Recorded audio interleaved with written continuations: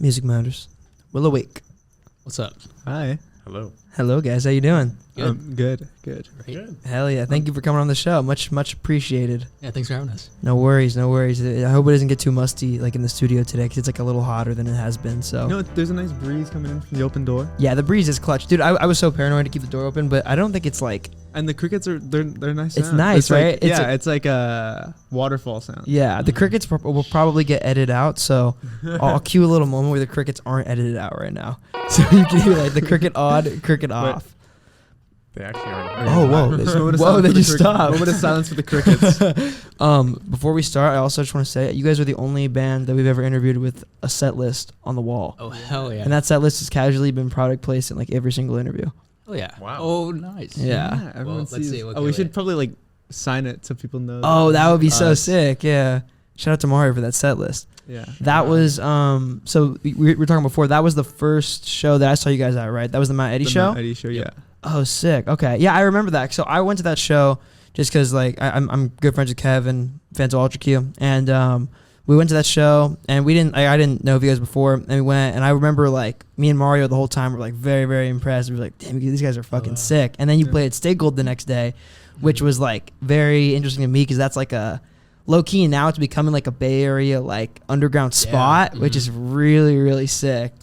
It's just been that was like very exciting to me, but it was cool. Like I noticed very early, like while I was watching you guys listen to you, it seems like you have like a ton of like Bay Area ties, like for whatever reason. Yeah. You play with like Stan and Moonwave and like a lot of those bands too, and like Kilroy and some of the homies of mine. Yep. How are you guys like? How'd you start playing there and kind of meet all those people? I mean, just through like social media. Like, I just met Cade online, and then we started my band, and then he started his band, and so it was just kind of like, hey, you're from the Bay, I'm from LA, like let's do something. So like he came down here to play a house show like For our spring break, we made a spring break house show, and then he came by. He came down from like.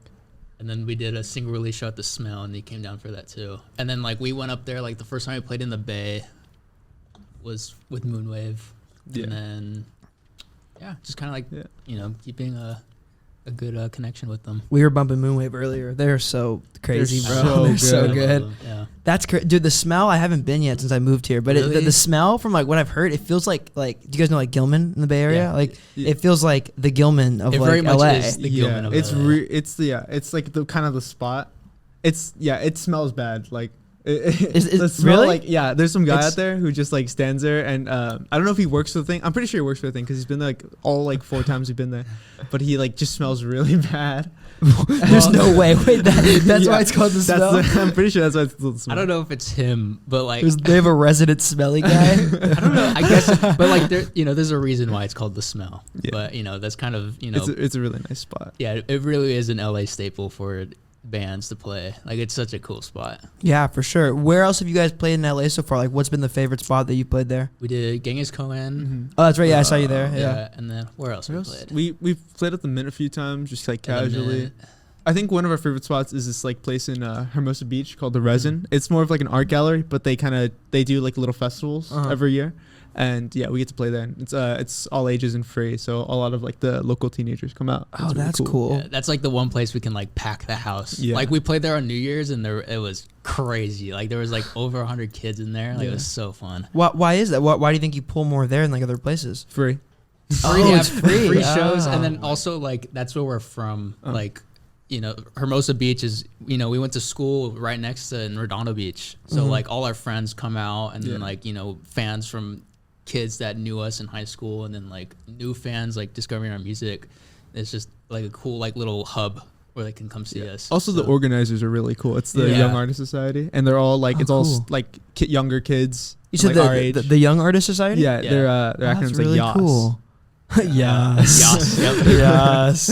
But yeah, they're all really cool, and they like just like they all love music. It's so it's cool. like a family. Like they're That's so beautiful. cool. Like they just had a Sun Jam the other week that I went to. And it's just so fun hanging with them. Like it's just people come to enjoy music, and Shout out Maya for filming the I See Ghost like promo video. Shout out Maya. Yeah.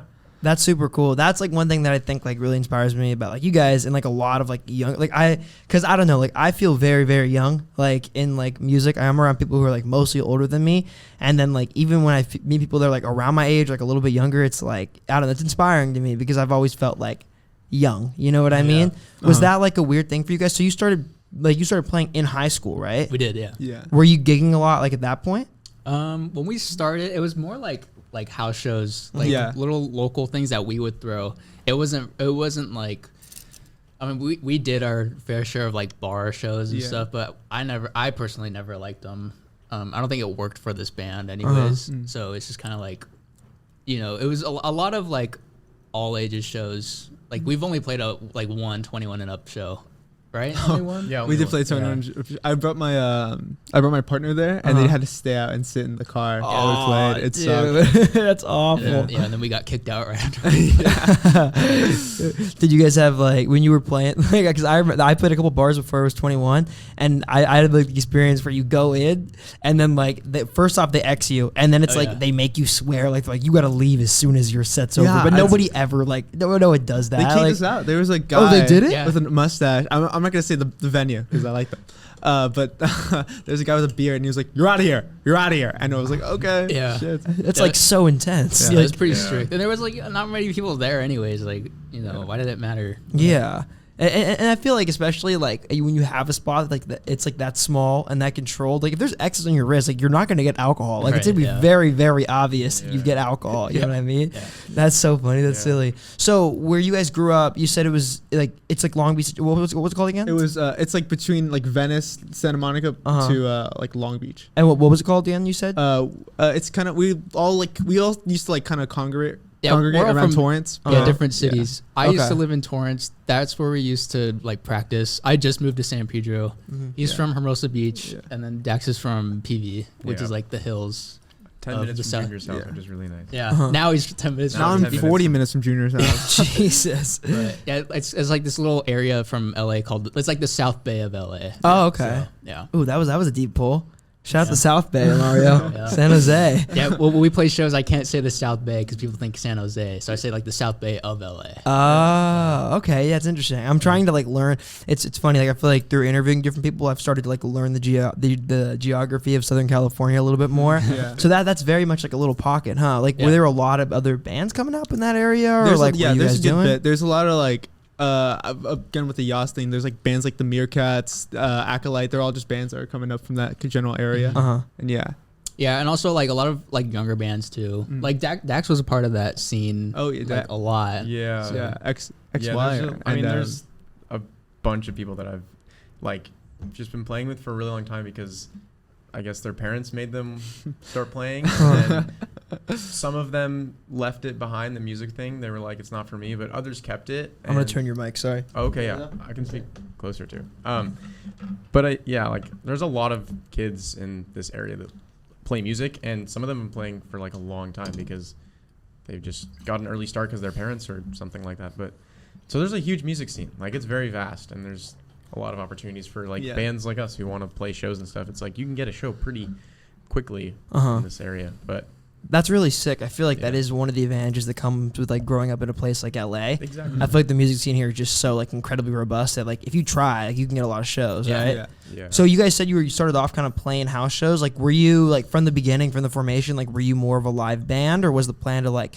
put stuff out originally, or did you kind of formate it as a live band with the intention to play gigs? It was a live band. Definitely live, we were playing covers for a while. Yeah, we did covers and then like we started writing our own music. But like all the songs we have, like we've only played them live. Like we've barely demoed out like any of the songs until like we go to record them. Yeah. So yeah, pretty much very, very live. Is that intentional? Like were there a lot of things that like you guys like you haven't played live and also aren't out that you like want to save? You don't want people to hear? Or? Yeah, I think we definitely have a lot of songs that we kind of like show off to like crowd, and seeing how like the crowd reacts, we'll just like be like, okay, let's work on this one. Yeah. But yeah.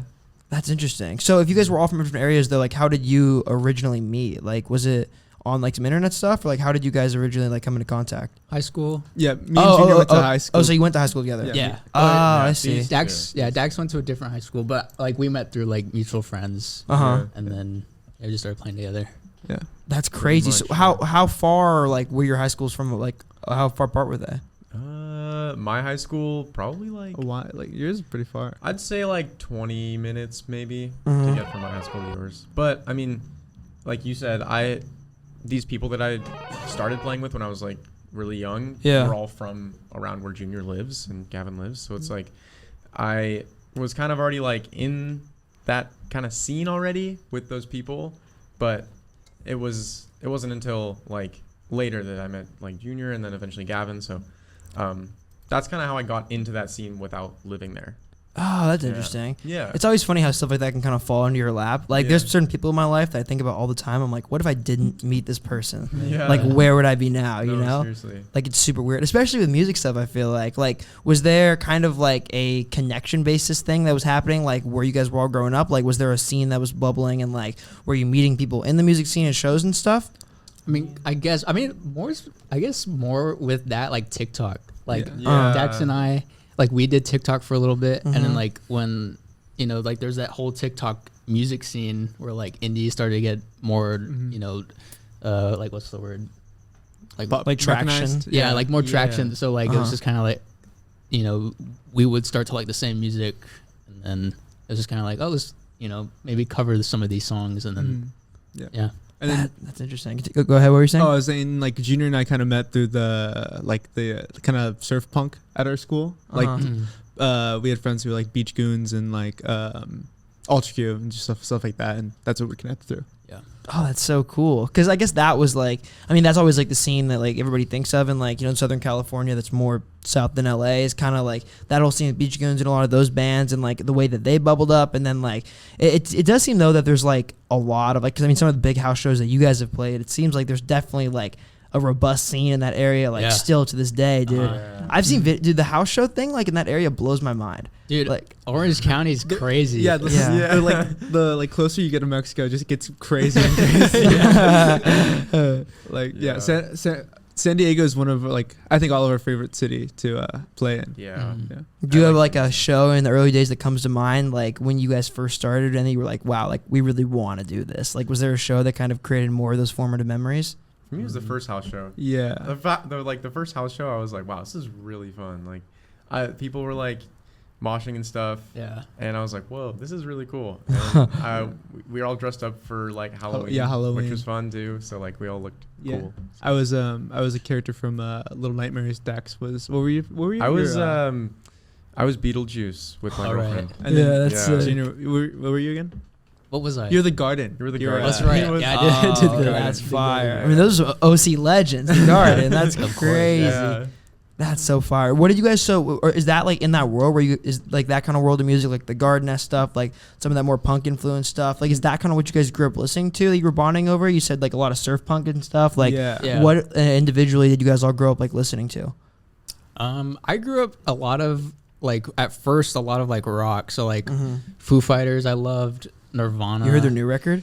Of course, dude. So good, dude. Yeah. Emotional, man. Yeah. Like, damn. Dude, the last song is like... Dude, that last song, like, I've never cried to a song before. Man. And that one was the first time I've ever cried to it. Like, I like feeling emotional right now just thinking about it. Like, it's just, fuck, dude.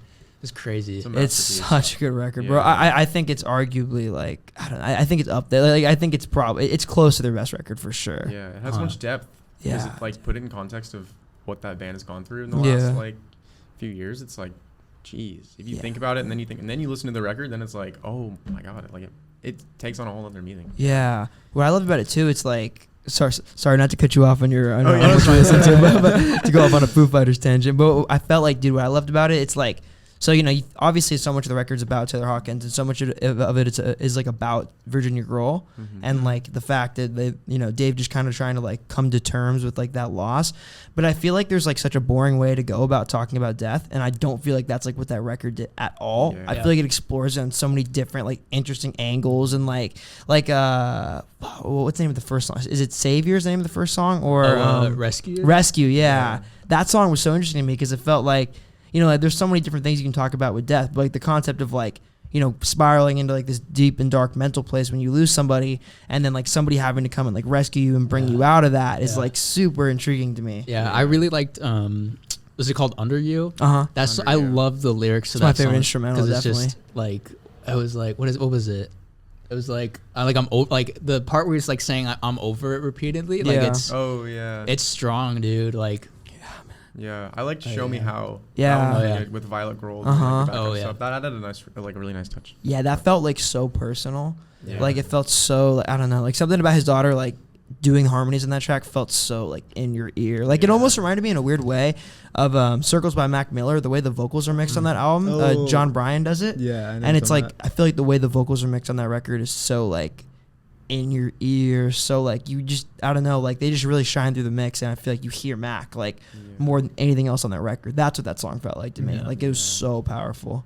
Yeah. Yeah. And that transition from was a teacher to rest. Yeah. I love that transition. Like it just Dude. comes like so Static. bassy and Yeah. then like. What do you think of the 10-minute song? The teacher? Yeah. I liked it a lot. It was Yeah. really cool.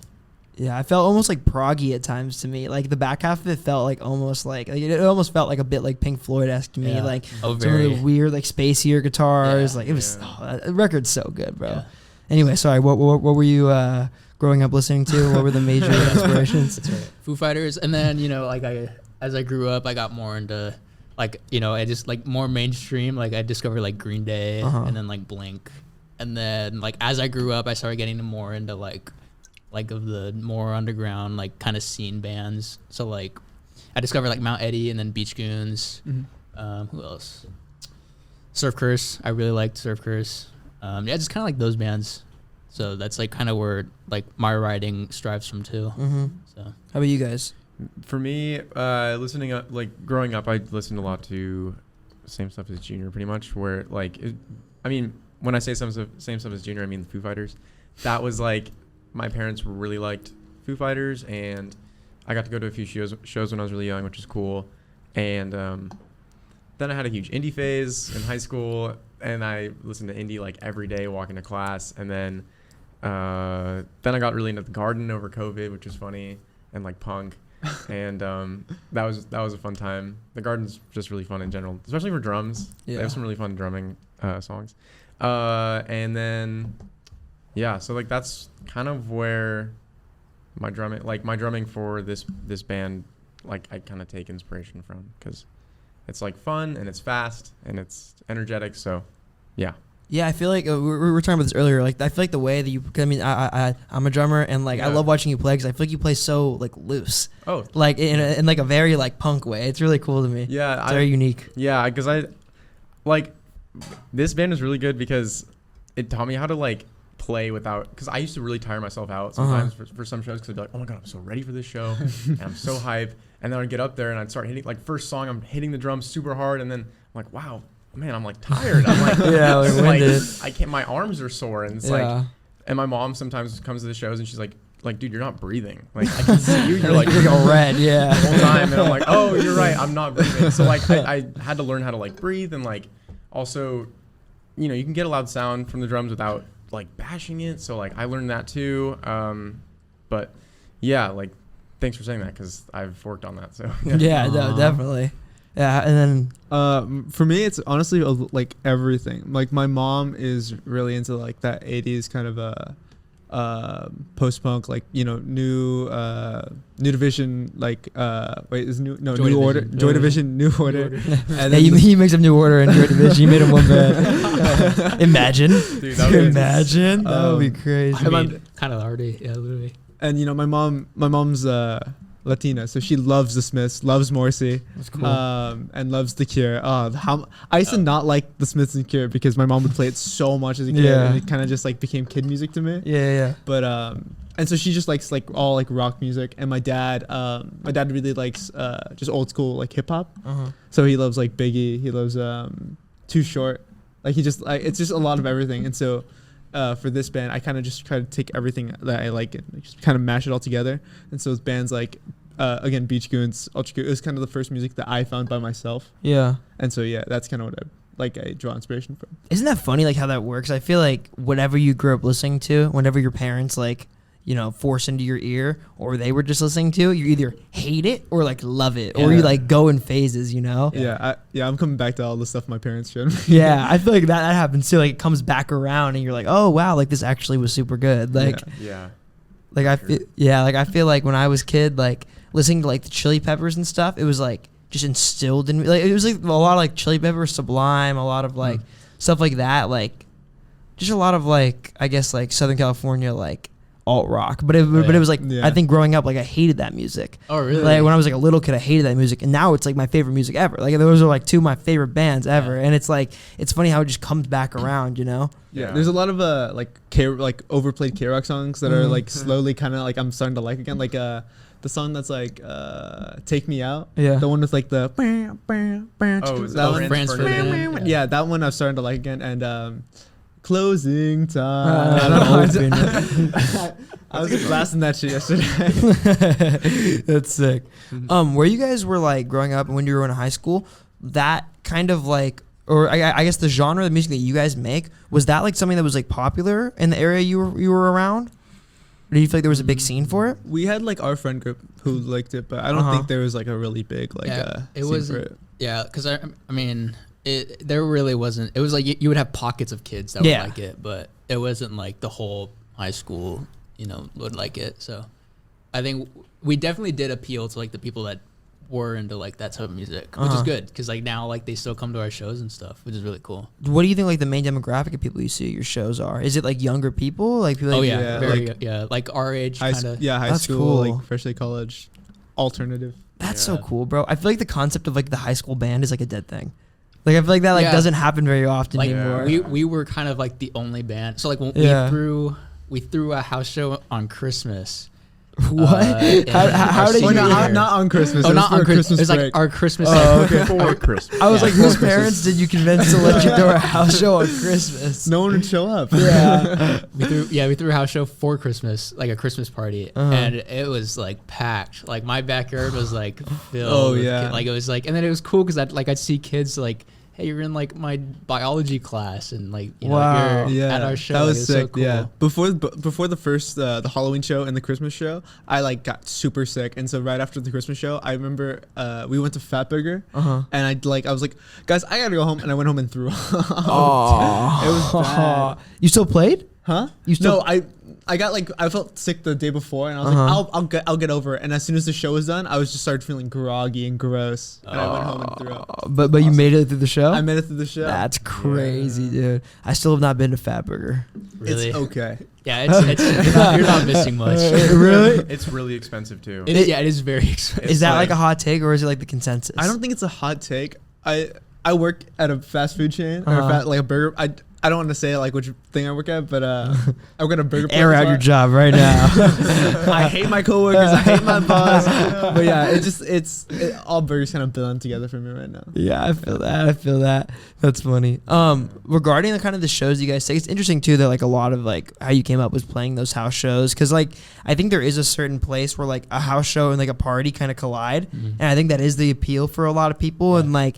I feel like you can get away with a lot more at a house show than you can like a traditional venue. Like I feel like there's a lot of things you can do at a house show that you like can't. Was there like a reluctance to like move to playing official venues when you started with those house shows, or do you still kind of do like a mix of both? How picky are you regarding like the shows you take? I don't think we're picky. I think it's just more like as long as it's planned professional and like we know like the back line and stuff, we're fine. Like we'll play like on the dirt. Yeah, we know. But yeah, I mean like, yeah, just I'm not picky. I don't think either of us are picky either. Yeah, we're not really picky. I think we were kind of scared to do like an actual venue show because we had one for Dax's birthday, and it was like at like what was it called? What's it? Brewery West. Brewery West in Yeah. San Pedro. And so we're like it was like our first like professional show, and so we played like we're like okay, we're kind of nervous for this. Let's play like a bar, and we played this like little venue, and at like 11 p.m. or no, it was like 12. We were playing at 12, right? Wait, what At the show? end? Oh yeah. We played at and it was just That like is so late. it was such a that we couldn't hear anything, and we're just like but It was kind of like it was like our first time realizing like all, at least for me, like all venues aren't the same. Yeah. Like some stages are like a noise swamp, and then some Yeah. are like so fun to play. Like you can hear everything. Yeah. I think it also depends also on like this is like an interesting thing, but it's like how professional their lighting setup is and like what you can see from the stage too. I feel like makes a big difference. Yeah. It's also like it's so interesting to me as like a concert goer too, because it's like you can see the same band at like two different venues and they feel like the different bands. Yeah. In like a really really weird crazy way. Yeah. It's funny. Did you guys did it take you a long time to get comfortable like playing in front of as many people? Like what was like the first time that you got in front of like a ton of people? The Like, Mount Eddie show. Mount Eddie was show? The first time, Yeah. like that was the first time. I think the three of us were like scared out of our mind. Yeah. Yeah. Because Yeah. by that time we'd only played to like our friends and stuff. So it was like only like 50 people at most. Yeah. So like when we went to the Mount Eddie show, it's just like, oh fuck, like just a sea of people. I remember like beforehand, it was like, I mean, it's like that thing where it's like it's more leading up to it is more stressful than the actual Yeah. event. Because I remember being in the back area, and then I think it might have been It was Jacob. Jacob said to you and I, or maybe all three Yeah, I of think us, it was Dude, like, that show was packed. Yeah. Dude, yeah. He was like, dude, look, you can see the line out the door. You're like, thanks, Oh, bro. yeah. Yeah. It was Kevin, and then he Yeah, was it like was showing Kevin. us the line, and then like we like go away and then come back 30 minutes, and there's still a line outside Yeah. as like the whole venue is filled. It's just like holy fuck, like Yeah, that's me. I was like, all right, I'm gonna sit down for a second. Yeah, Like, take a deep breath. I have a very vivid memory of me and Dax. I like Junior like had ran off somewhere to go like decompress. And I me was and like Dax- going back and forth, so I wasn't like fixated on like stress Yeah. eating. You're like, Oh god. Me and Dax had his hands, like his head in his hands, just like, and I was like, I'm gonna throw up. And then we went outside to get like fresh air, and everyone was smoking, so it was just like the worst. funny. Like, dude, that fucking courtyard at bottom of the hill is like. It's like you go out there and it's like you smoked 90 cigarettes Yeah. like the second you take a step out Yeah. there. And it sucked because we weren't so intense, We weren't like- allowed in the green room. Oh, either, yeah, because they had Why? alcohol up there. Yeah. And we're all under 21. Oh, that's so like that sucks. so we're just our like green dying. room was the merch area, and then that courtyard was like our relax area. But that show was fun. That show. Damn, Was that's fun. aw- that's so fucked up. They let you in the that's awful. Yeah. Honestly, that's surprising. I feel like bottom of the hill wouldn't like care. Yeah, I mean, That's interesting. I've been to a lot of shows there. That is like one of the more packed shows I think I've ever been to Yeah. there. I remember like getting in there and I was talking to, I don't know who I was talking to. It might have been Mario, but I was saying like, what's the cap here? It's like 250, right? And then someone next to me was like, yeah, but like they passed that like an hour ago. like they packed that. There was like way more than capacity there. It was crazy. and that show was so sweaty. Yeah. Like, Oh, it was so- hot as it was fuck. hot. bro. It was like right after the heat wave like died Right, down. yeah. And it was still like boiling. In there. Yeah. Yeah. That's so true. Then I think about it, that was like a notably sweaty show. Yeah. I like weighed myself after. I lost like 3 pounds. But that's also, I think it's the way that bottom of the hill is too. Like, I don't know what that room. I just think it's a very well insulated room, kind of to a fault, Yeah. and it's just like it gets so hot in there, bro. It was Like- funny looking at the window behind the drums. Oh, and I it's just, love how like, you can see filled with that. the fog. Yeah. That's actually, I love how you can see that, dude. Like from That's like cool. Yeah, yeah. yeah, like from the actual like Yeah, it's a cool the perspective. the floor area, you can like go behind, or you can see like behind the stage, Yeah. and there's that little window, and you can see that courtyard. Mhm. Yeah. Oh, that's so cool. Yeah, man. Even the like the film photos from that show. Oh, Yeah. the ones Like you'll look Mario on took. stage and like for like Mount Eddie, like everyone's drenched in sweat. You can see the t-shirts like got like wet, like pits. Oh yeah, like I took photos and like I don't know if I sent them to them, but like I caught them like bad, like every sweat stain you could see. Drenched, Yeah. bro. It's so funny. Where else have you guys played in the Bay outside of there in Stay Gold?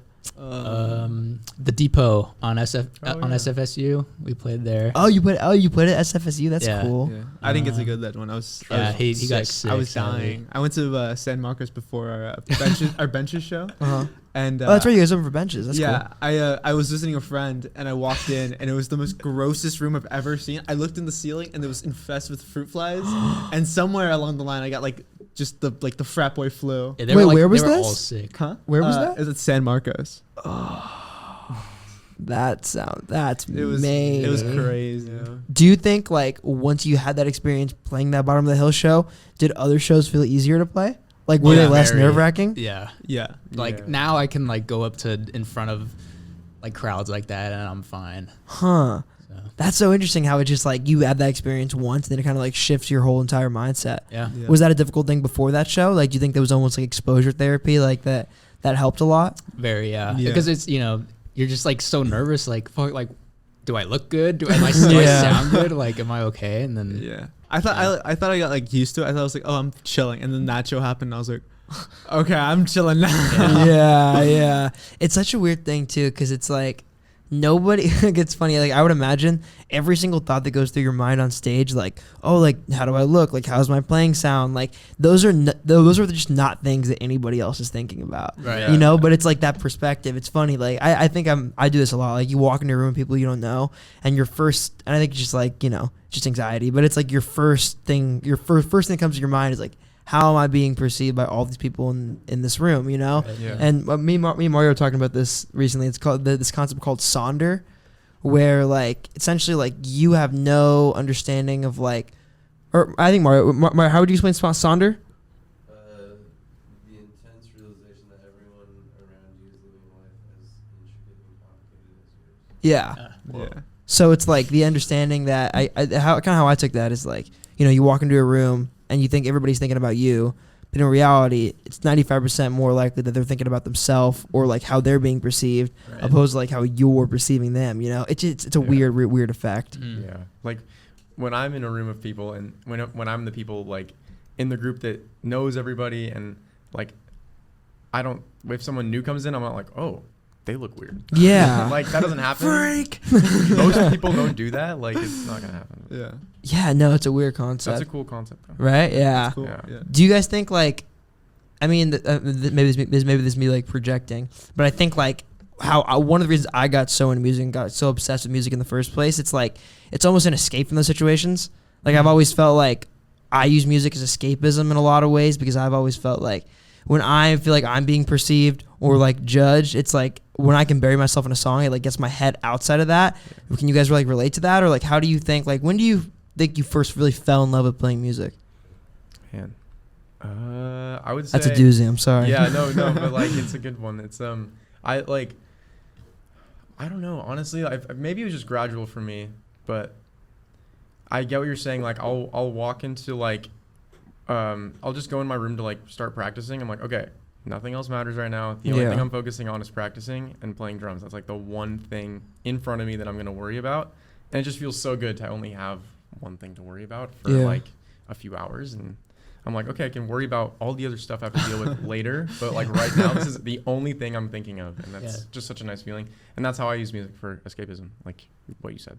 It's great to have music as an outlet. Like for me, like, you know, I love waking up in the morning and then like having an itch to write. Like I love that feeling so much. And I create the best songs personally, like what I think of, you know, with my writing. Like I create some stuff that I'm really happy with when I wake up like that. Or, you know, I'll come home from like a day or like a stressful day, and then, you know, I could just, it's really fun being able to just like sit in my bed, grab my guitar, and then just write music or play music. Yeah. So That's beautiful, man. yeah. I know exactly the feeling you're describing. Like I feel like when I wake up and like I have like an itch or like a desire to like do something related to Above the Bridge, those are like my best days. Yeah. Mm-hmm. Like those are the days that like I start something and I'm like, wow, like I'm happy, you know, like everything else like doesn't matter because I did something that I love this morning. Yeah. It really is like the most beautiful feeling in the world. And I also feel like if you find like that thing in your life that like you can wake up in the morning and like have a burning desire to do, it's like you've kind of found everything. Right. Yeah. You know, in a lot of ways. Yeah. Or at least like the direction you want everything to go in. Yeah, it's a beautiful, beautiful thing.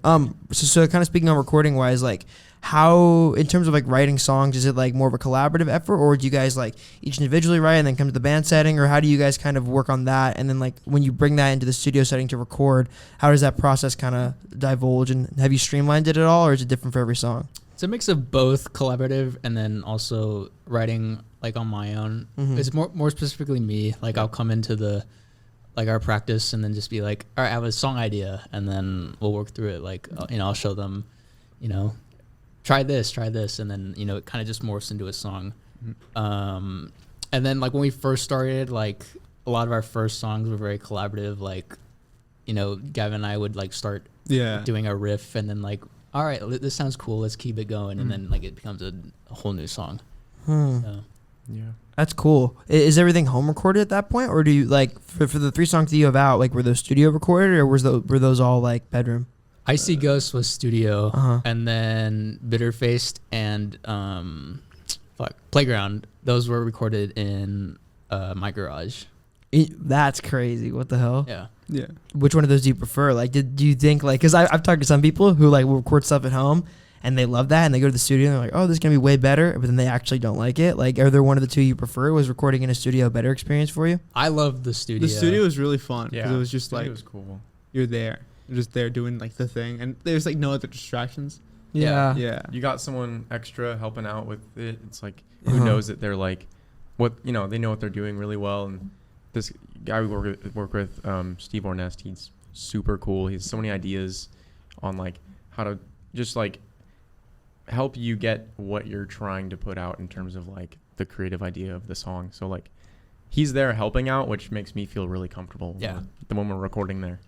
That's so So- cool. Because I feel like also you get an extra set of ears there. You know. Yeah. Yeah, very, yeah. Like it's not just like you three like in the area. Is the production the same thing? Like do you guys do any of your own production, or is that's like you do that with other people too? I demo like just in my room by myself. Uh-huh. Gavin and I used to make music Yeah. sometimes, kind of. But yeah, that's kind of like we've honestly never like. I think we're going to soon because we're in the like beginning stages of going into the studio soon. So like we'll demo out soon together. So like we'll finally like experience that. We've just never had time really. Like Yeah. we've talked about it a bunch. Like hey, let's try demoing instead of practicing. And then like we either get like another show or like something comes up. We just get so busy. Yeah. But yeah, That makes sense. It is crazy to me that you guys have only been a band for like not that long, right? Like it's how long? been less than 2 years. Yeah, like a year and a half. Year and a half. Yeah, That's Yeah. good. Does it feel longer to you? it does, and then also doesn't. Uh-huh. Like Yeah. you think about, like I'll think about it, and I'm like, damn, like we achieved so much in like 6 months. Like Yeah. when Mount Eddie asked us to open for them, like we had only been a band for like 7 months.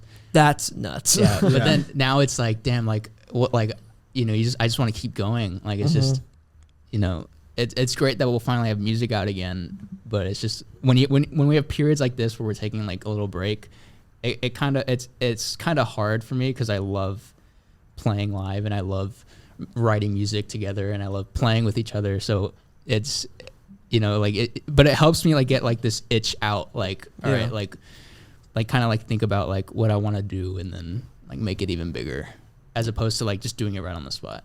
Yeah, no, that makes sense. I think there's also a certain level of like dreaming you have to do, Yeah. which is really, I think, really important. Yeah. I think a lot of musicians don't ever step away. And I think Mhm. that becomes like problematic because at what point like do you lose things to write about? All right. You know, like you have to live a lot, you know? Mhm. Yeah. When inspiration like comes to you guys, like does it come usually like after something like significant happens in your life, or like what kind of things like in the real world kind of inspire you to create? I think something we can all connect on is like when other bands release new music, Yeah. like we get really inspired. Yeah, I get jealous. You get like, damn, like I especially wish for I me. wrote that feeling. Yeah, very like fuck, I wish I wrote that song. And Yeah. then like you try to you get that itch to write, and then like you're like, okay, maybe I can write something like this, or you don't. Yeah. Also like going to shows, really inspiring. 'Cause Yeah. then, like lately I've been going to like just like shows of like friends or like a band I've known or just like first heard of, and then like an opening band will be like, damn, that's like they sound cool, and Yeah. then like I'll come home with like kind of like wanting to like write something that I heard from them. Mm-hmm. I just kind of taking inspiration from everywhere. That's really Yeah, sick. I'd say Yeah. like seeing a band play live and totally kill it is something that makes me be like, whoa, that's really cool. Yeah. I want to try and emulate what they're doing, and that's something for me that really like gets me like, whoa, this is cool. I want to. Yeah. I was gonna say, going back to like the thing about like what inspired you to do music, when new bands release during quarantine, when new bands were releasing like their quarantine songs, I was like, Yeah. these all suck, and I started. Dude. Then I was like, Yes. I can do this. I can do better than this. So that's when I started really doing music. And so it's like kind of the same thing right now, Yeah. where I hear a new song and I'm like, I want to do that, but like me. Yeah. Huh. Yeah, that makes sense. That's funny you say that. I had like a whole, like there was an interview I did during COVID and we had like a whole like 15-minute conversation about like how all the quarantine songs were like it's there were a bunch of so rappers who great. release songs about look, I'm locked inside, locked down like a cage. Like it's like, all right, like we're in a global pandemic. Like calm down. That was so funny. This far like into making music, I know you said you guys haven't even been a band for 2 years yet, which is kind of mind blowing to me. But this far in, like, what are the biggest challenges that stick out in your head? Like, have there been any like really, really difficult things to get over? Like, what have been the low points and kind of how'd you overcome those? I think one would be like having bad shows. Like, I think for me, I think we've talked about this too, the three of us. Like, when we go into a show with like really low expectations, we come out like with like really happy with the show, or like that was a great experience. When we go into a show like with really high expectations, like this is happening, it kind of sucks. So, yeah. Like, I forgot what was the question. The biggest challenges. Oh right. And then also like, you know, it's okay to not have a crowd every show. Yeah. Like, you know, sometimes it's fun just to play. Like obviously, you know, in a perfect world, you would love to get people out every single show, but that's just not realistic. Yeah. So I think at the level we're at, it's good to get, you know, those shows under our belt, but I'd also like to get to a point where, you know, we are able to get people out to our shows, like kind of like at a more professional level. Yeah. So like even now, like we're kind of slowing down. We're not taking every single show that, you know, we're asked to play. Yeah, we're quality control. Yeah. Yeah. I mean, And like, also- you never know who's like in the audience too. Yeah. Yeah. Where if it's like 100 people or if it's like 10, it's like you never know who's gonna be in that audience, like, and who's gonna gravitate towards your music. So that's one thing that like when there isn't really a crowd, I'm like, well, you never know. Like, Yeah. that's something that helps me overcome that like feeling of being like, oh man, there's no one's a show. Like, what happened? But Yeah, I was gonna say one thing like I think the one event that was like specifically was we played South by Southwest. Oh, that's But we just sick. played like two shows that were like just maybe I think the weather was just like weird. Yeah. And so people didn't really come out, and we just were like, Yeah. damn. That's interesting that you bring that up. I was talking to a friend about his experience playing South by, and it's funny. He was like, "Yeah, growing up, like I really wanted to play South by Southwest because it's just like one of those things, you know. Yeah. It's almost like a buzzword. Like it's like a South by Southwest. Check that off like the bucket list." But he said he was like, "Yeah, I really wanted to play it, and then I went and I realized that it's nothing like a concert, and it's just like a bunch of like A&Rs like in a room." Yeah. And he was like, "This was like nothing like I expected it. Like what was your kind of experience with it? Was it just like?" You said it was just bad weather. It Was a lot yeah. of people. It was like walking through. I think it was like 13th Street. I don't know the street, but like the street where everything was. That was really fun because it saw like everyone's like a musician. It was really cool. We saw like I got a free T-shirt for like following the guy. That's cool. And we saw like rappers just doing freestyles, and I was like, that was sick. But just like kind of just like the afterlife of like, okay, we spent like $700 collectively. Yeah. Me and Junior a little more because we had to check our stuff. It was just like, damn, we could have like put that money to another album. Yeah, like we walked out of South by Southwest like, fuck, we should just put that towards the EP. Yeah. But you know, like thinking back on that that trip, it was all for the experience. Yeah. Like Yeah. thinking, I had a blast. It like, was so yeah, that was a being really with them. fun time. Yeah. That was a good Yeah. time. You can also like tell your kids you put South by Southwest. Yeah, like now we're Like, able to that's say cool. like, Yeah. we Yeah. played South by Southwest. In the moment, it was really annoying because like when we all try to kind of complain about it, and people would be like, "Well, at least you played South by Southwest." And I was Yeah. like, "Yeah." But isn't that weird that like we just have things in music? They're like, oh, that's just one of the things you have to do. Like, but it's like for what? You know what yeah, I mean? right, yeah. That's interesting. Yeah. I think quality control is a good way to put it. You know, Yeah.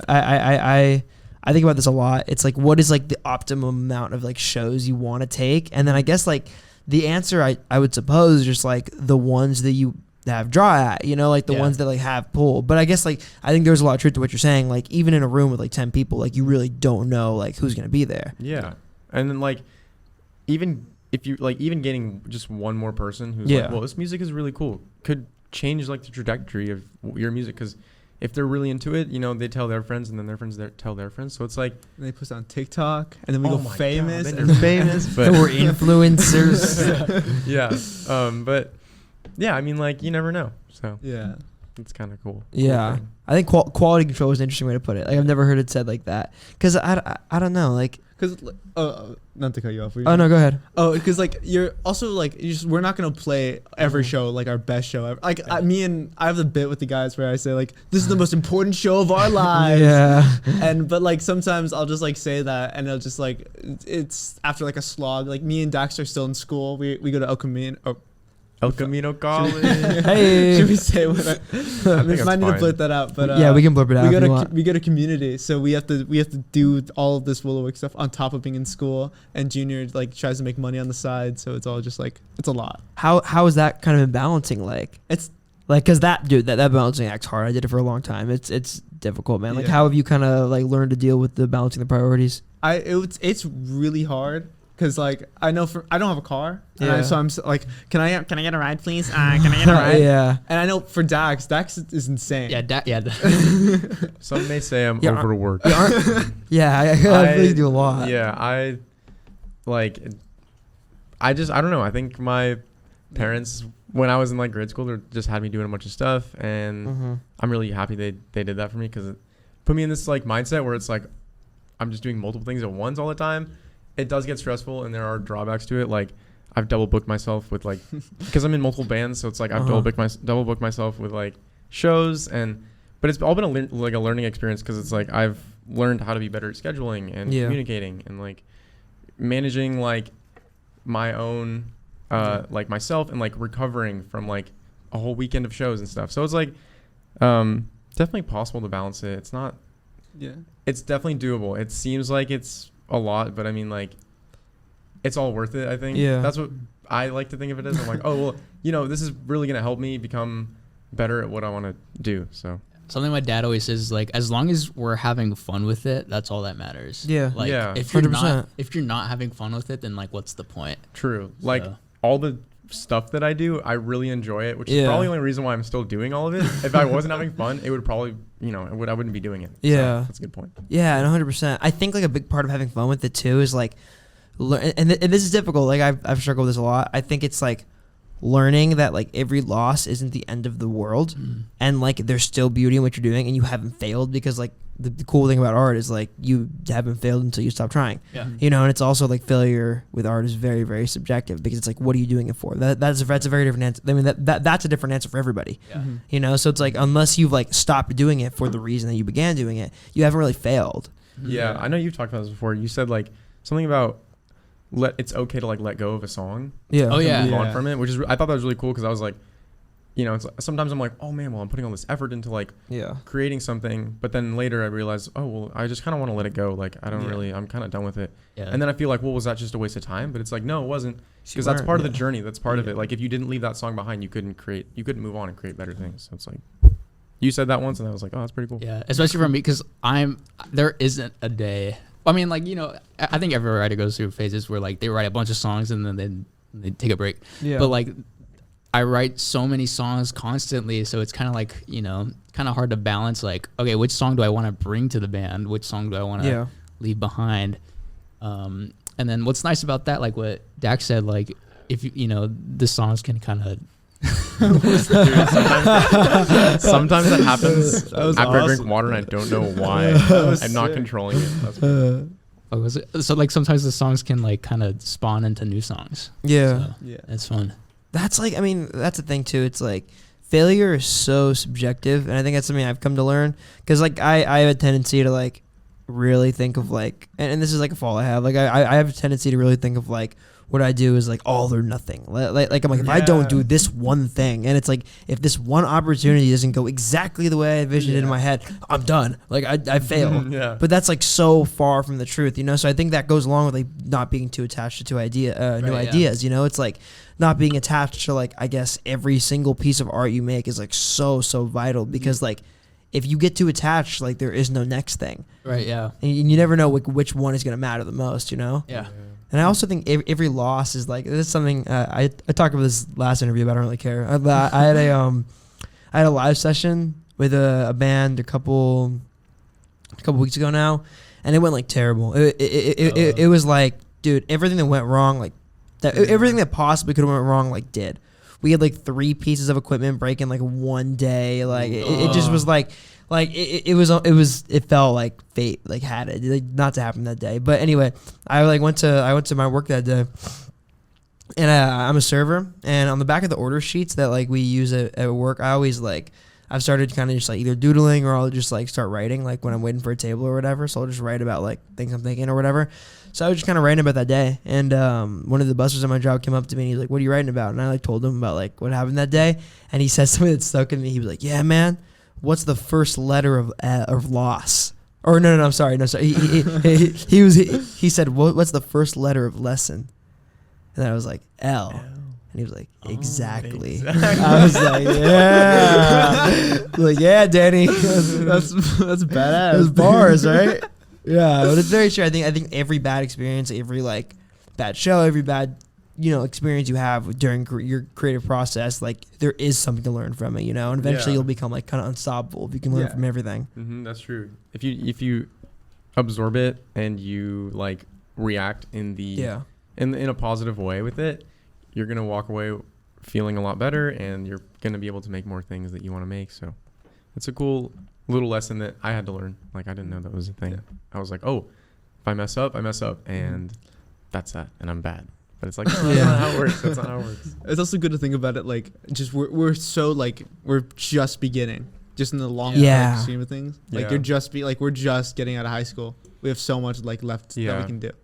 I've seen like charts where it's like your life represented in dots or whatever, and they show like 18 years old or 19 years old, and you're like, and then I look at it and I'm like, oh, okay. I'm chilling, don't worry. Yeah. Oh, whoa, I kind of just envisioned that in my head. Yeah. That's weird to think about. Like if you have like, whatever the average, like 85 or whatever, 18 is like 1/7 of that. Yeah. Right. It's pretty small. Yeah. That's crazy. I relate to that though. I think I definitely have the tendency to like feel hella old or feel like super like behind. Like, yes, exactly. Dude, I feel that way a lot sometimes. I don't know why. Like I think it's because of like social media a lot. 100%. Because like everyone's social media is just like a highlight reel. I think like that's how I see it, which helped me a lot because I'm like, oh, this is just the best of what they're doing. Yeah, but like, it's like all glorified. Yeah, exactly. So like if you don't know that and you don't really think about that, you're like, wow, this person's amazing. They're 15 and they're on tour. And I'm like, dude, I was 15. Yeah. I was like, I wasn't on tour. So, but you kind of, social media, I think has a big part in that. But if you learn to look at it as like a highlight reel, then it's like, okay, I'm chilling, Everyone has their own path. You're the next Billie Eilish. Yes. Oh my. Have you gotten better with that? Like as you've gotten older? Yeah, for sure. Like it's been a learning process. But it's so easy to find somebody, especially the internet, who's better than you, or who's like, wow, that's Bart. Yeah, that's so true. I never thought of it like that. It's so easy. It's like you can search up like anyone can do it. Yeah. Yeah, like 9-year-old prodigy drummer, and then you're like, oh my god, this kid's playing. Like there's this one kid, he's so good on. I see him on Instagram. He plays Slipknot, and he's like. He's like 5 or something. I'm like, oh my! And it's not like, oh, he's so cute. He's playing Slipknot. It's like he's actually like hitting it. I wasn't that good when I was 5. Yeah. And I think like, oh my god, he's gonna be so good when he's my age. When he's 19, he's gonna be insane, which he is. But also like, the things that I do with my life are gonna be, I'm the only one who's ever gonna do. So it's like that kind of makes me feel cool. I'm like, okay. Well, okay. But it's been a learning process like everything. So yeah, no, 100%. Yeah, soon it'll be AI taking your drum. Oh, that would no, dude, no. What do you guys think about AI music? I don't. You think it could happen? You don't think there's any way? I mean, it's scary to think about. Like, it's terrifying. Yeah. But it's definitely gonna happen. Like it already is. So But it's kind of cool to hear like. What a Nirvana song would sound like if Kurt Cobain was still alive. Like I've seen stuff like that, and I'm like, oh, okay, or like Peter Griffin singing. Keep it to the Obama, Trump, and Biden like I don't know, hang out videos. Oh, those are so funny, those bro. Are so funny. They're like best friends in them. It's like a Discord call. Yeah, the entirety of Nevermind, but it's by Drake. Yeah, seriously. I think it. My take on it is like I feel like I think it's almost undeniable to say that like AI cannot replicate like a lot of basic song structures and like basic instrumentals. Like it's already proven that it can, but I also think that it's almost impossible for AI to replace human-made music simply based on the fact that it's human-made music. And I think that is because like one of the most important things about music is like the way in which we relate to songs, Yeah. and we will never be able to relate to a robot in the same way that we can relate to another human. Mm-hmm. Yeah, You there's, know? there's like a like there's a passion you can hear. There's Yeah. like a passion you could feel, and like you can very much hear like the human element in Yeah. songs. So Mhm. I think that'll definitely be still be strong. Like Yeah. that's not going away. I wrote my final was on like AI and art, and then I was talking to my friend who was also doing something in AI and art. I was like, it was like the 2 days before I was due. I was like, you haven't started yet? And like, yeah, I'm just gonna use ChatGPT to write it. I wish ChatGPT was around when I was in school, man. Imagine ChatGPT like during COVID, like Oh. when COVID school, dude. How, That wait, Lifesaver. how old were you guys when COVID happened? That was our junior year. Yeah, that was yeah, that was. junior. our So junior I year. was I'm 16. young, so I was like 16. 16. Or I was 15. Yeah. Wait, how old are you guys? I'm 18. We're Dex and I Yeah. are 19. Oh, okay. Mhm. So yeah, so you. Okay, yeah, no, yeah, because I was a senior, so I was only a year older than you. Okay. So I never like Oh, you didn't get the scene. I didn't get like a graduation. Oh, Like damn. my Suck. my school just like ended. Like my last day of school ever, I had no idea it was my last day of school ever. You just like close the laptop.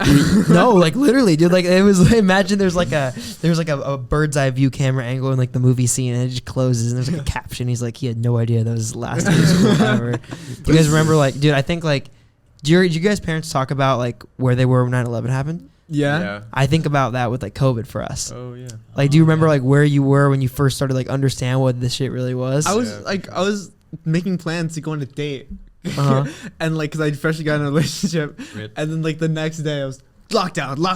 Yeah. I was like, damn. I had just gotten back from a trip from New Orleans. Like I was in Oh. band. Oh, yeah, you- I was in band all of middle school and high school. Uh-huh. So our jazz band went to a trip to New Orleans for like a competition. And then like right when we came back, it was like everyone was like paranoid. Like everyone was Whoa. like scratching their eye like this, or like people like started to wear masks. And then like the next day, it was like Yeah. that was a lockdown. Like Yeah. that was what, March 13th, March 13th. I don't remember. Friday the 13th. I remember it was a Friday the 13th. Was Oh, it I remember Friday the that. 13th? Yeah. Oh yeah. Yeah. Dude, I don't think I'll ever forget. Like, I was in my stats class in my senior year of high school, and it was like March or whatever. It was like before spring break, Mhm. and it was the Friday before we went on spring break. I think it was the Friday before we went on spring break. I remember it was like 15 minutes left in school, and people were like talking about it a little bit because like there had been like rumors or rumbles or whatever. Mhm. And then I remember like so one of the admins or whatever came on the loudspeaker, and he was like, "Oh, like we're gonna." We're gonna extend spring break another 4 days, and everybody cheered. I remember, I will never ever forget the visual of everybody in my stats class cheering at the prospect of COVID Yeah. That's because we so just had funny. Wow. no idea. Yeah. Like that's so weird. But I also think like, I feel like everybody can relate to like, dude, like I would be an entirely different person without Oh, COVID. 100%. Yeah, for sure. Like, yeah. Yeah. I don't even know who I'd like. I Yeah. would, my music taste would have been so different. Yeah. And like what I'm doing today would be so different. I'd probably be a lot weaker. I started working out a lot during COVID. I'd post my like workout pictures, and I'd Gina go on runs sometimes. Yeah. Quarantine day 30. Like, I'd look a lot different for sure. Because I used to wear glasses and I had really long hair. uh-huh. But like for some reason I cut my hair over COVID, and then also Glow up. like I couldn't wear glasses with like a mask on because it would fog them up. Oh, I took yeah. off my glasses. Now I wear contacts. So I'd probably look a lot different if COVID didn't happen. Yeah. So thanks COVID. Yeah. Were so you guys weren't a band at that time, right? No. Were you guys writing music individually, like at all? Yeah, Like I- before you, like when you guys first formed the band, like kind of came with like material. Did you come with like songs that you'd all written like individually before? Kind of. Uh, I mean, I had always been writing since Yeah. I was like in middle school. Yeah. But, like I've never released any of that. Like I've always been so terrified. Like I would like finish a project and then like I'd like start promoting it. Oh yeah. And then I'd get like terrified and like be like, oh, never mind, like I can't. And then like I'll start another project. So like that kept like I literally got interviewed for our high school like about like a demo EP I was making. Uh-huh. And then like I had said like, yeah, it'll probably be out like by like June of whatever year that was. And then like same thing happened. Like I just got scared and just like backed out. So Can I share something mildly embarrassing about you that I found out? Sure. Junior, and I've only been told this, but in 8th grade, Junior was like in a relationship and ended it by saying, "I gotta focus on my music right now." that is true. That is true. Hey man, it's facts though. That is very true. It worked out. Wow. It did work out. Yeah. Sorry, I'm about my bag, not about you. He's like, I'm out. Oh my gosh. Yeah. That's crazy. What the hell? How'd you know that? That's funny. Everyone told me that's so Oh, funny. damn. It's common law. Yeah, He that's saw it funny. on Kick. He saw it on Ask. I was like, dude, I had a conversation about that recently. Like all the social media apps that were like, they're no longer things that were like gigantic things when I was in middle school. Like I remember my little friend group in middle school had a Kick chat. You guys remember Kick? I remember Kick. Yeah. Kick is Yeah. weird. Kick I is heard weird, I heard man. about Kick and I was like, I ain't touching Yeah, that shit. Kick is I weird. also didn't touch Whoa. it. Yeah. I had Yeah. Kick. Yeah. I don't really, but now that I'm looking back at it, like what was the like point of Kick? The appeal, yeah. Like, cause it was just like another It's message. kind of like Yeah. like Snapchat for at least for me now. Like well, the appeal of Snapchat is like the whole disappearing thing, Yeah. right? yeah. Which I also think is kind Oh, of weird. Yeah, I just- that's creepy as fuck. Yeah, Yeah. I think that's pretty creepy. Yeah. Yeah. Like I just don't use it anymore. Like Yeah. I would only use it because my friends would use it, and then like everyone just stopped using it. I've like So- recently kind of got back in the Snapchat game. Because everyone you know? everyone's been like deleting their TikTok, deleting their Instagram, so they'll go back to Snapchat. So I'll just check like the one or two stories. Snapchat is one of those apps that like I feel like I never realized I'm on it. Like it's one of those things that like it's like a byproduct of like the absent-minded like consumption of Oh. my phone that Oh, I yeah. have. It's like I'll just be like be standing here like not thinking. I'm just like Yeah, I end up on like not even YouTube knowing what I'm Reels. doing. Like, Oh, I get- really? dude, Yeah. because I deleted TikTok because I was just gonna say this. I was Yeah. going crazy, and then I was ended up on YouTube Reels, and it got to like Andrew Tate somehow, and I was like, "What the fuck is going on?" Dude, YouTube Reels is like a different. It's kind of like an uncharted territory. The alt-right pipeline is crazy, dude. The alt-right pipeline on YouTube in general is Yeah, insane. it's Like insane. I feel like every kid who played Minecraft in like 2015, 2014, like they just started like force feeding you like red pill videos. Yeah, I was like, damn, I gotta. So now I need to take a little break from YouTube. Thanks, algorithm. Dude, yeah, it's so that's the funny thing too. It's like TikTok is so addictive, and it's so hard to like delete it. And then once you delete it, every other social media Yeah. app now is just literally TikTok. Yeah. I've Which is- been, True. I've been trying Yeah. to like poison myself, so I'll like the worst, like the most like brain rotty things that I'll know. So So, and like- then you're like, fuck this. Yeah, and so I like go off on, it, yeah. on Instagram, it's like those videos where it's like this initial thinks you're stupid or whatever, and it's like I have this like one person's TikTok. It's like this person thinks they have zero riz or whatever. Yeah. And, it's, and I just send that to people because it's funny. Yeah. But yeah, That's funny. Are you guys on the TikTok game like as a band? I mean, we try, Yeah. but I mean, it is what it is. Dax is killing it on TikTok. What? Yeah. He said what?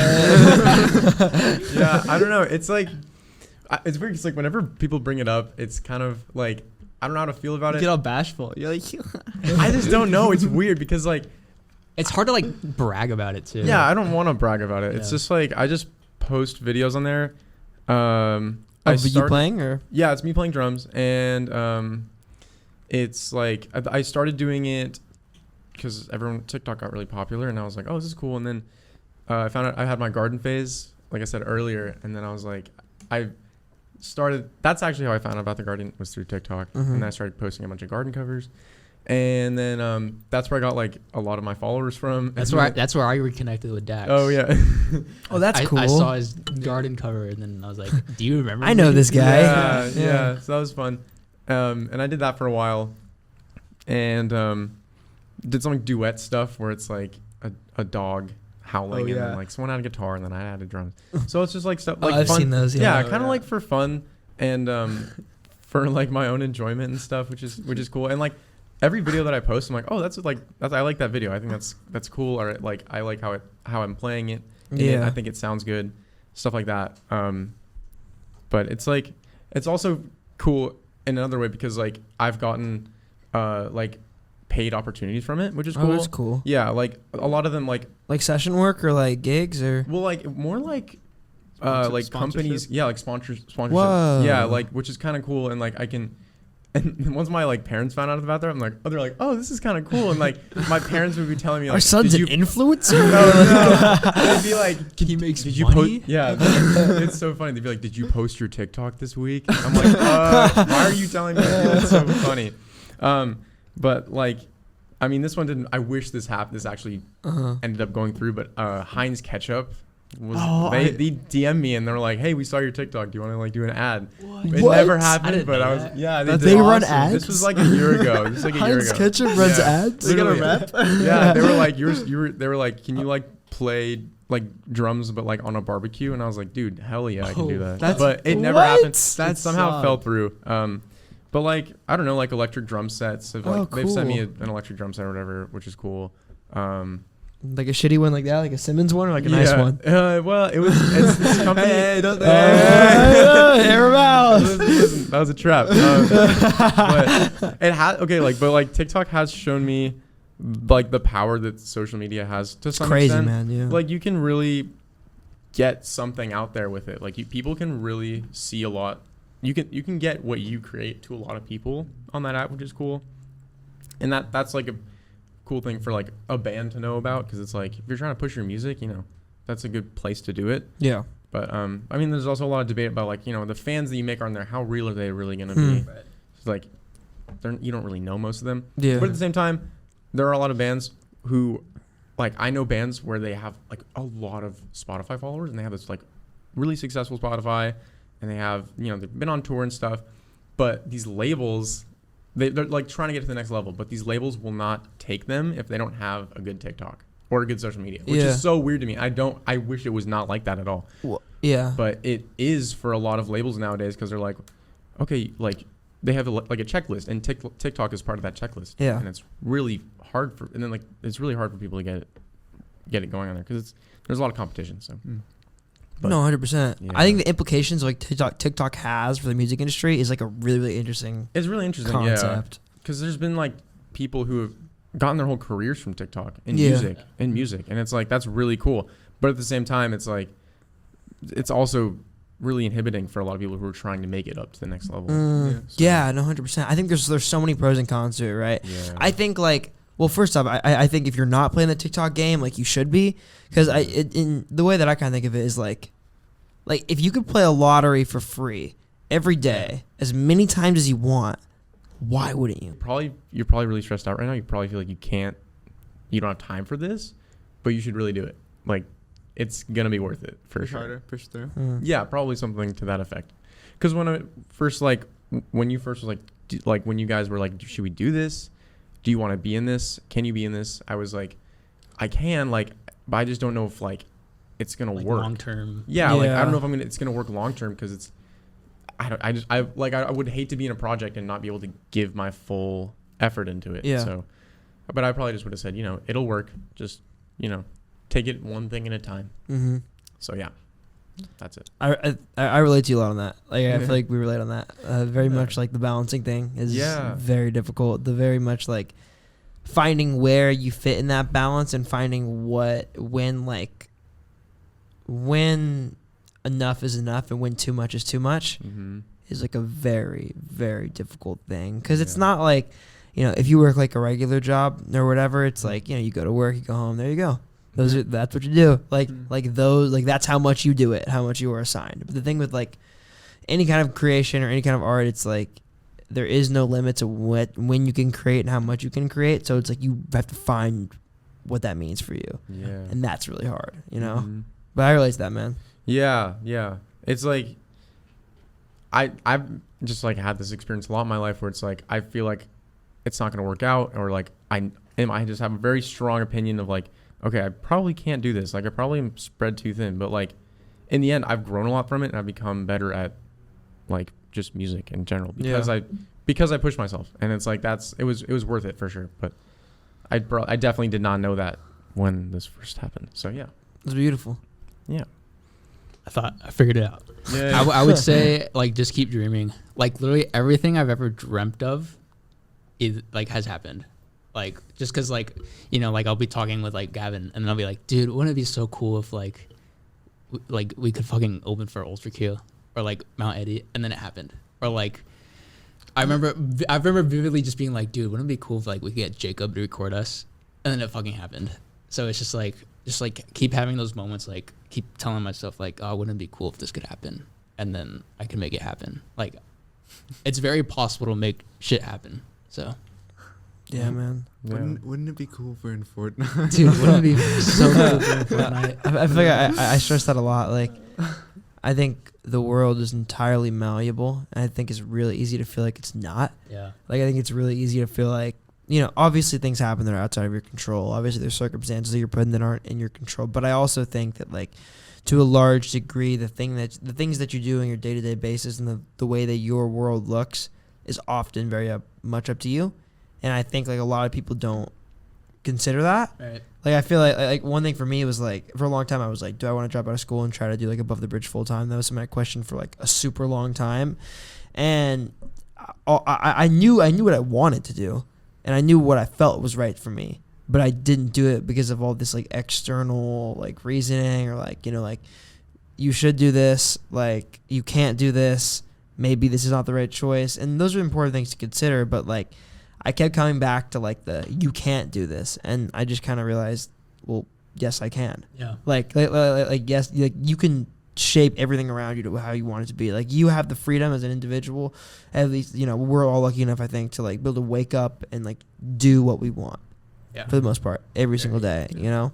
Yeah, and that's something that not everyone has. 100%, yeah. It's that thing where it's like you can't really, you know, you have to have like basic, like, you know, place to sleep, Of course, food, and like I think about that. I'm like, wow, like a lot of people don't have that, and if you don't have that, you really can't move on to like for sure. your passions and stuff. So like, but if you do have it, you know, it's like Take advantage of it. yeah, for sure. Yeah, 100%. Yeah. Great said. Great. All right. Everybody say it. Willowake. Thank you for coming on the show, guys. Did we introduce Thanks. ourselves? I don't think we ever did. Oh really? I was gonna say in the beginning, but I was I like, thought we did. we gotta get a flow. All right, introduce yourself at the end. I'm Gavin.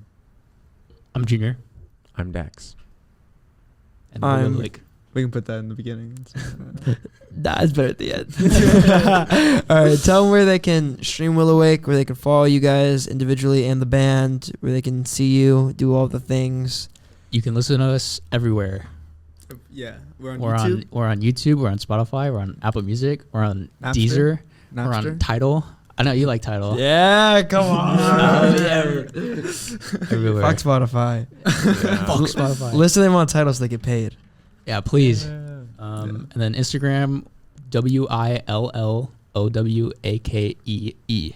2 E's at the end. Willowake. It's not Willowake, it's Willowake. Yeah. Yeah. Beautiful. And then, yeah.